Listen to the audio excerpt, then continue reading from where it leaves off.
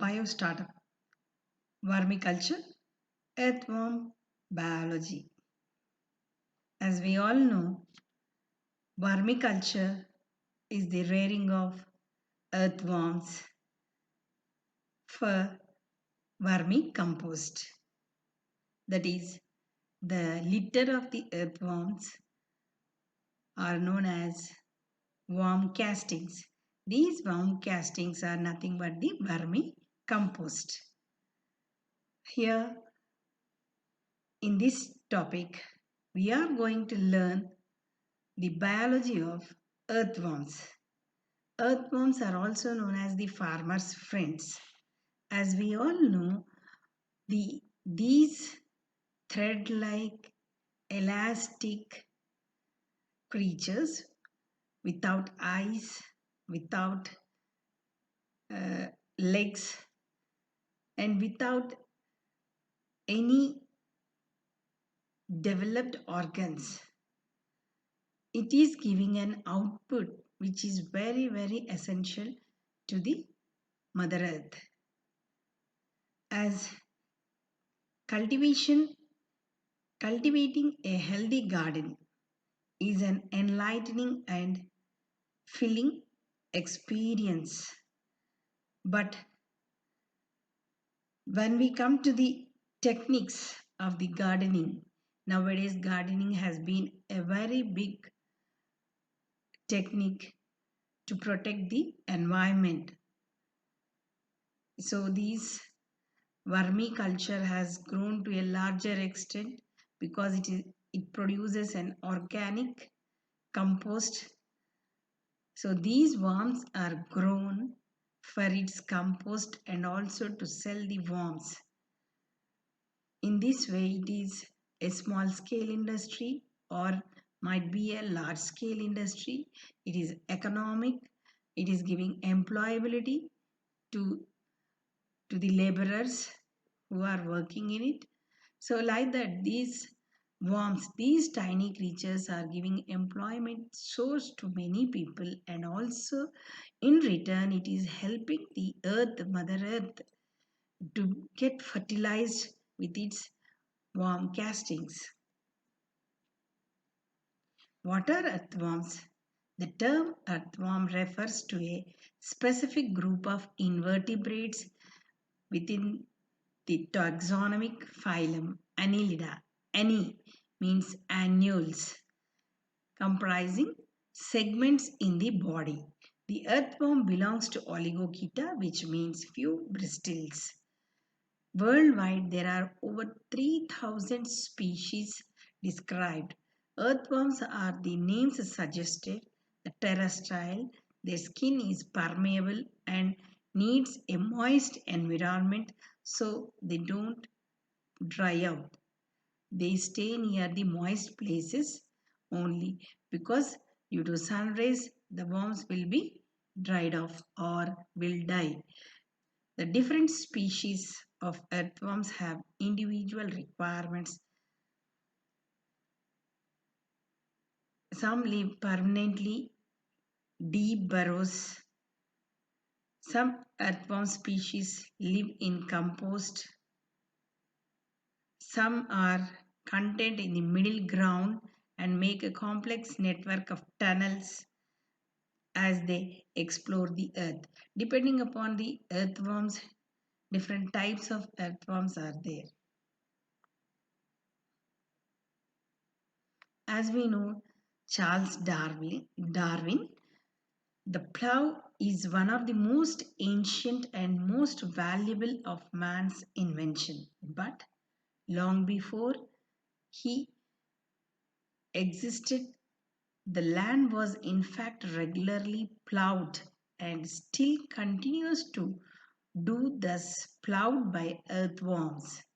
It may be doubted whether there are many other animals which have played so important part in the history of the world as have these lovely organized creatures. Charles Darwin has worked for 39 years with these creatures, finding out what's new.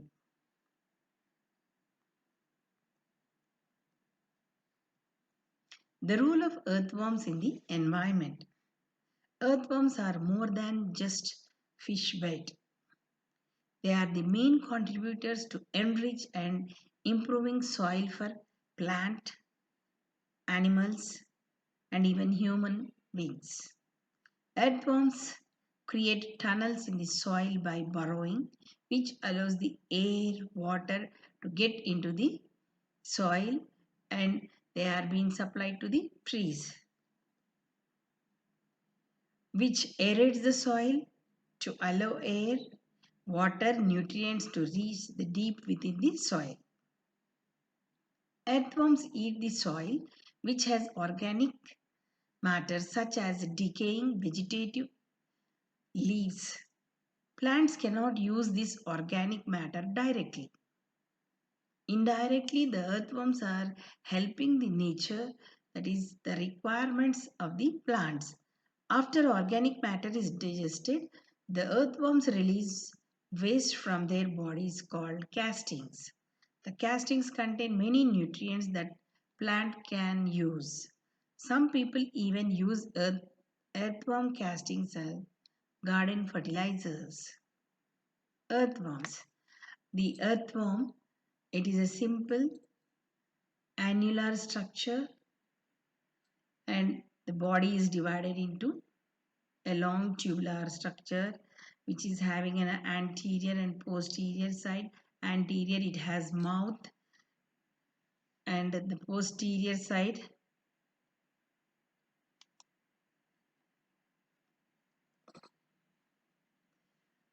anterior, you have mouth, and just above the mouth you have the prostomium. It is the first segment of the earthworm.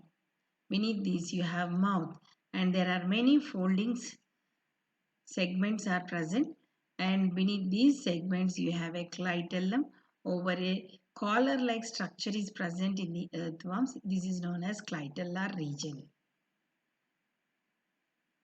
And for the locomotion of this organism, there are small S-type setae are present. The movement of the muscles and the setae, the locomotion takes place. And the posterior part, there is the terminal part is anus. So here the alimentary canal opens with the mouth and ends with the anus. These are the structures of the earthworm. And here you can see clearly the prostomium and the clitellar region, and this is the anal region, and each and every segment they are fused together forming the annuli. And here you can see S-type body setae. With this movement the body moves forward, or the constriction and relaxation of the muscles, the animal will be going deep into the soil, burrowing into the soil. And here you can see the prostomium, and on the dorsal side you have 3 pores, and on the ventral side at the 7th, 8th and 9th segment there are 3 pairs of pores known as spermathecae. And here you can see the mouth clearly in the first segment. Above this first segment, the extension of the skin is known as prostomium, and the clitellar region is near the 14th to 17th segment. And on the ventral side you have at the 14th segment you have opening of the oviduct, and each and every segment below this clitellar region you have setae. N number of setae are present on these segments. And below the 18th segment you have openings of vasa deferens. Vasa deferens, they are present. A pair of holes are present at the 18th segment on the ventral side.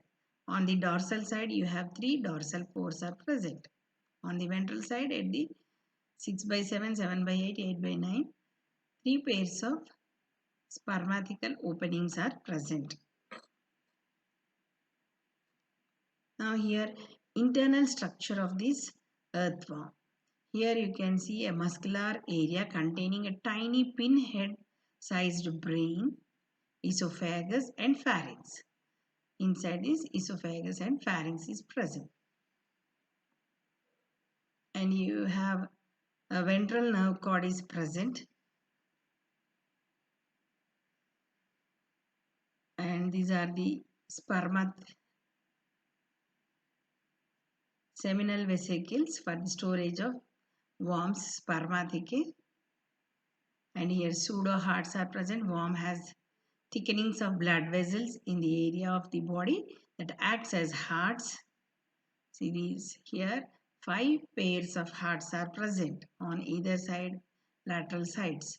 They can have a number of hearts varies depending upon the species to species. Often 5 pairs are present in the worms. Here we can see only 3, but there are 5 pairs commonly. And spermatical openings you can see here. They are little sac-like structures where the sperm collected from another worm during reproduction, during copulation, they are stored in the spermathecae. And this is the crop, gizzard, alimentary canal. Crop, like birds, the area are used for processed food, and the crop is sac-like to receive food, and the gizzard is a hard muscular grinder. Here you can see the grinder. And the digestive system, intestine, blood vessels. Earthworms are set apart from most invertebrates as they have hemoglobin in the blood. The blood is red in color. And dorsal blood vessel is present and ventral nerve cord is present. This is the dorsal blood vessel. On the ventral side you will have a ventral nerve cord. Anatomy. Coming to the anatomy, as we have already seen, earthworms are classified in the phylum Annelida or annelids. Annelida is a Latin name, that is little rings, and the body of earthworm is segmented with looks like many rings or joints or fused together. The earthworm is made up of 100 to 150 segments. The segmented body provides important structural function. The segmentation can help the earthworm move. Each segment or the section has muscles and bristles called setae.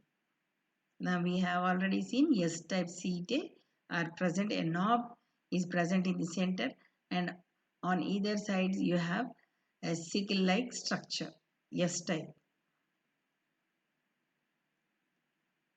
The bristles or the setae help anchor and control the worm moving through the soil. The bristles hold a section of worm firmly with the ground while the other part of the body parts forward. The earthworm uses segments to either contract or relax independently to cause the body to lengthen in one area or contract in another area. When it is traveling toward the foot, it stretches and moves forward. When some obstacle comes, then it contracts and moves away from that place. Or any unwanted substance, chemical like substance is there, then it will contract and it will not go there.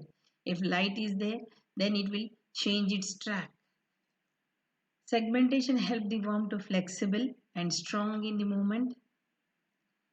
If each segment moved together without being independent, the earthworm would be stationary. Now here we can clearly see, first we will look at the internal structure: mouth, pharynx, esophagus. Mouth opens into pharynx. From this mouth, all the debris, whatever is present in the soil, it will be eaten, and then this worm slowly with the help of the secretions then With the help of the secretions, it will engulf the soil and they will become the bowels and they enter into the pharynx. Through pharynx, it enters into esophagus and from esophagus slowly it is dropped into the crop and from crop periodically it is being sent into the gizzard. There are valves are present. Periodically it is being sent into the gizzard and the gizzard grinds the food material into smallest pieces and then the digested material is being sent into the intestine. From there it is sent into the different parts of the body, digested food material, and then the undigested food material is sent out through the anal part in the form of worm castings. Here you can see clearly the pinkish color, the mouth, and this is the nervous system, the yellow color nervous system, cerebral ganglion, suprapharyngeal ganglion, and ventral nerve cord. You can see here. And then this is the pharynx, the digestive system, pharynx, crop, gizzard, and intestine. And you have here and there nephridium for excretory system. There are many nephridia present in each and every segment, and this is the clitellar part and this is the posterior part and the end is anus part. And here the TS section we can see here, it is the body is covered by cuticle and beneath the cuticle you have epidermis and then a circular layer of muscles, longitudinal muscles, and inside you have the dorsal vessel, intestine, and here nephrostomes, ventral vessel, and this is the nerve cord, and these are the setae which help them in walking or the locomotion. Here these are the metanephric nephridia are present. Here one septum is present. In between each segment you have a septum. They are separated by the septum. Colon, coelom. Digestive system. The digestive system is partitioned into many regions, each with a certain function. The digestive system consists of pharynx, which is located from 1 to 6 segments, esophagus from 6 to 13 segments, crop followed by crop and then followed by intestine, and gizzard and intestine. The foods such as soil enters the mouth, earthworm's mouth, wherein it is swallowed by the pharynx, and the soil passes through the esophagus, which has calciferous glands that release calcium carbonate to rid the earthworm's body of excess calcium.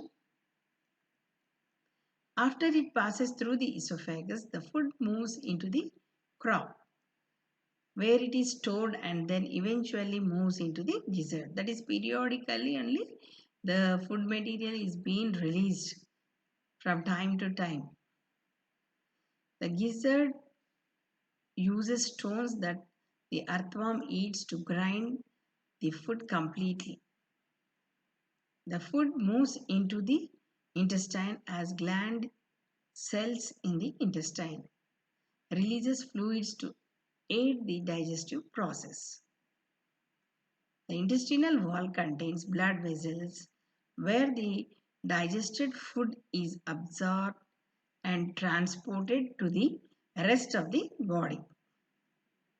Now here already we have seen this is the mouth, pharynx, hearts on the lateral sides, 5 pairs, crop, gizzard, and this is the narrow tubular structure is nothing but in between the mouth and the crop you have esophagus, long esophagus is present, and just beneath the crop or the gizzard you have intestine till the end of the anus. and here and there you have excretory pores are present. The process of digestion, this is the mouth. From the mouth, the food material enters into the pharynx, from pharynx to esophagus, esophagus to gizzard, from gizzard to anus, and from anus the waste undigested food material is released into the through the anus in the form of worm castings. Circulatory system. The important circulatory system. The earthworm has a closed type of circulatory system. That means the blood passes through the capillaries. An earthworm circulates blood exclusively through vessels. There are three main vessels that supply the blood to organs with the earthworm. These vessels are the aortic arches, dorsal blood vessels, and ventral blood vessels. These are the main blood vessels.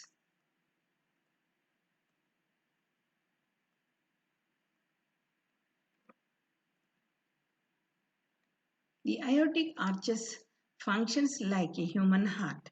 There are 5 pairs of aortic arches which help the responsibility of pumping blood into dorsal and ventral blood vessel.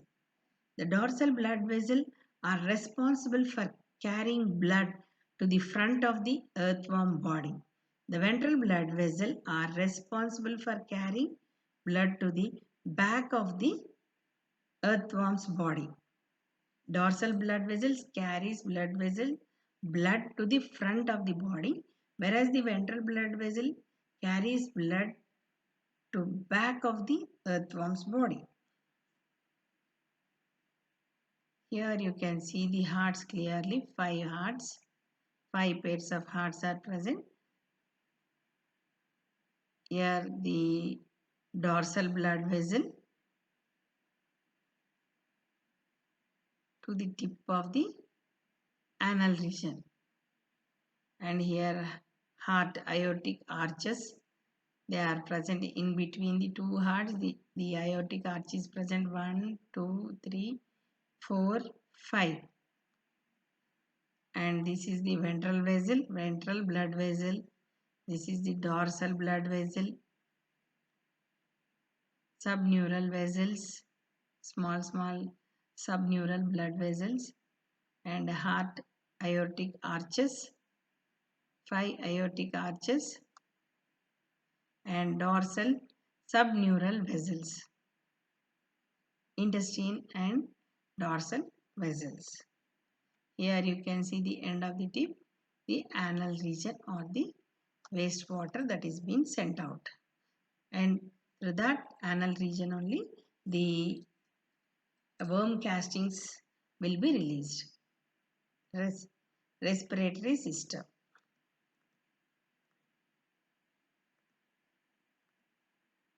This respiratory system, here there are no respiratory organs as it is an invertebrate.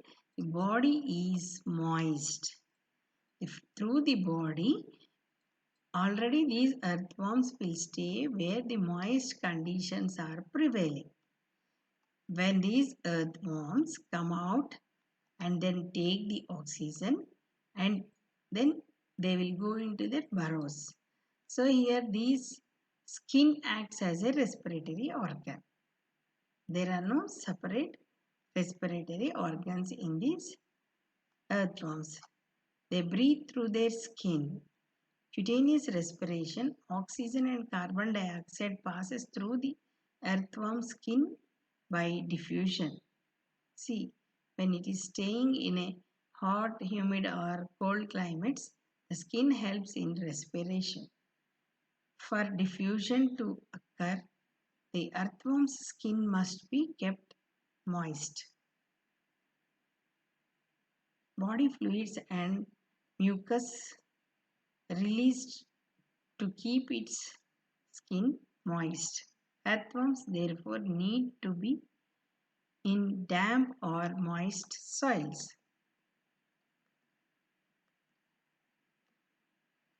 This is one of the reasons why they usually surface at night when it is possibly cooler and the evaporating potential of the air in lower. Earthworms have developed the ability to detect light even though they cannot see. They have tissue located at earthworm's head that is sensitive to light.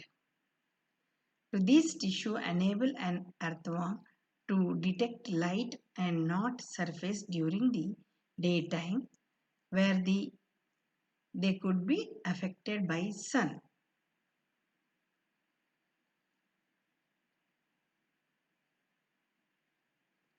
Earthworms are hermaphrodites, where each earthworm contains both the sex organs, male and female sex organs. The male and female sex organs can produce sperms and eggs respectively in each worm.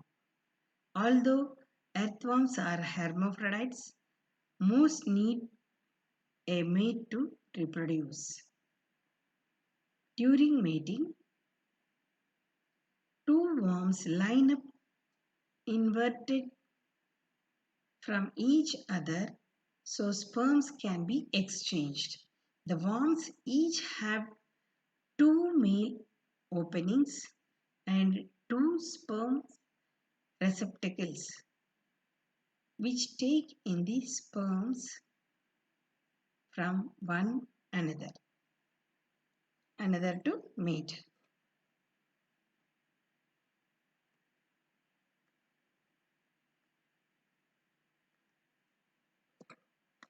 The earthworm has a pair of ovaries that produce eggs. The clitellum will form a slime tube around it, which will fill with an ambiguous fluid. The earthworm will move forward or its slime tube. The earthworm passes through the slime tube. The tube will pass over the female pore, picking the eggs. The tube will continue to move down the earthworm and pass over the male pore called spermatheca, which has the storage sperms called the spermatozoa. The eggs will fertilize and the slime tube will close off as the worm moves completely out of the tube. The slime tube will form an egg cocoon and be kept into the soil. The fertilized egg will develop and become young worms. Now here you can see the mating. Two individual worms comes together and exchange they are jointed through these holes that are present near the clitellar region, and the exchange of eggs takes place on the other side of the earthworm, and for this worm to its left side the clitellum is present, and here the male pores, and here you can see the clitellum male pores are present.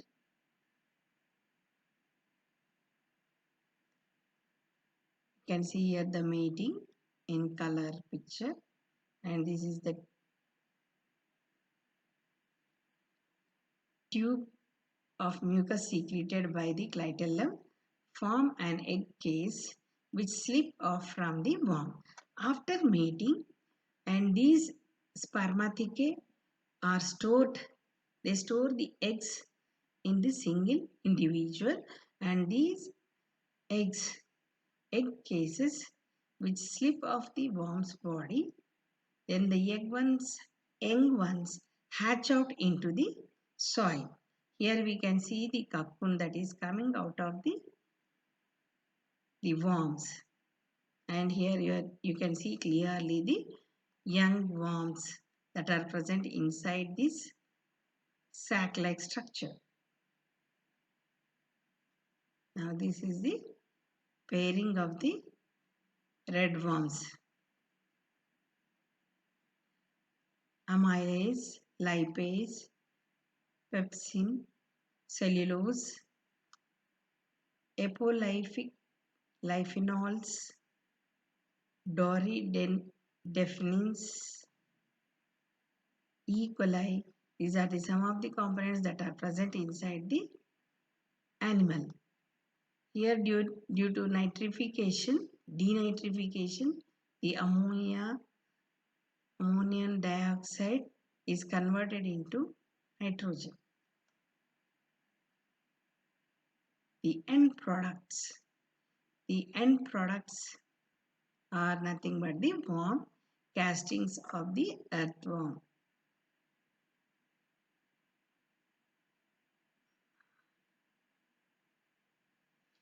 There are three groups of earthworms. They are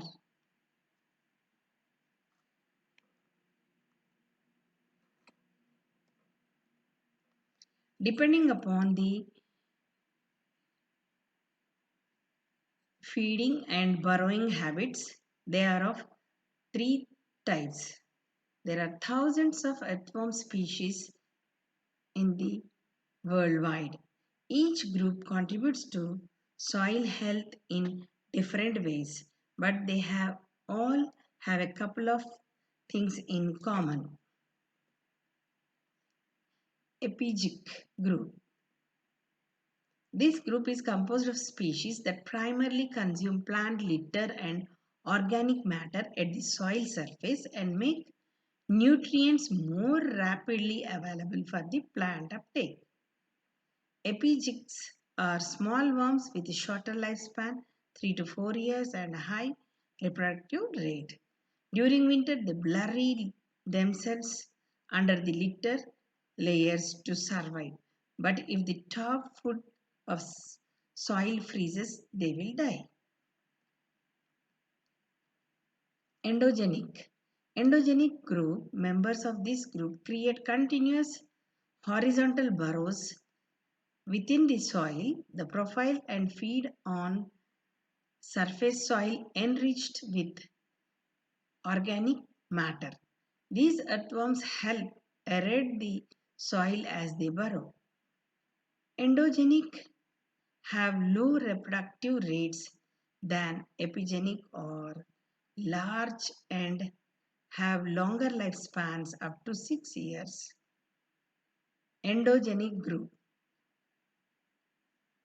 Members of this group create continuous horizontal burrows within the soil profile and feed on surface soil enriched with organic matter. These earthworms help aerate the soil as they burrow.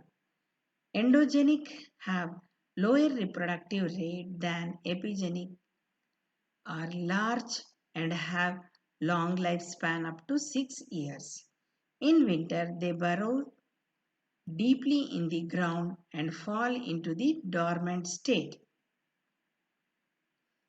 Enic group. This group of earthworms which feed on the surface litter and create deep vertical burrows, incorporate organic material into the material portions of the soil by pulling surface litter into their burrows. The vertical burrow also improve water flow through the soil. Anics have the lowest reproductive rate but are the largest earthworms with the longest lifespans. 4 out of 10 years. 4 to 10 years lifespan. They retreat deeper into the soil and go dormant when cold temperatures arrive. Now here you can see the picture of the endogenic. Here, see the deep burrows into the soil. Epigenic. This is the epigenic on the superficial layer, litter feeder, litter dweller, pigmented, and no burrows, small size. No burrows here. And here, enic, litter, soil feeder, soil dweller, dorsally pigmented, extensive, vertical burrows, permanent, large size. Did you know there are over 100 known native earthworm species in United States? They primarily reside in undisturbed native habitats, forests and grasslands that were not glaciated. Exotic earthworms were accidentally brought over on colonial ship plotted plants during 1700s through the 1940s. They thrive in a dominate large stretches of land that have been disturbed agriculture and urban lands. Earthworms can process around 0.08 to 0.3 grams of soil in one day, depending on the species. Earthworms are hermaphrodites, have both male and female reproductive organs. When two earthworms mate, both transfers sperms to another and grow egg cocoons in the clitellum, the engrowed region close to the middle of the mature worm. Earthworms' eggs hatch in 8 to 20 weeks under favorable conditions. Earthworms can live from 3 to 10 years depending upon the species and soil condition. Here you can see 20 tons of dead organic matter per acre yearly. Very smoothly, the worms all together will eat all the debris that is present. Here you can see the compost after the eating of the waste material and letting out the useful material that is nothing but the worm castings.